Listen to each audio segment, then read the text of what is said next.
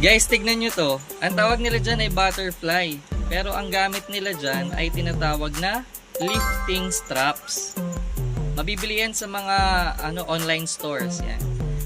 Hindi na kayo mahihirapang magbuhat ng malalaking gamit. Mga appliances, yung mga sofa. Basta mahaba yung lifting straps nyo. Tapos naka-strap siya sa body or sa mga arm or shoulder nyo. 'Di ba?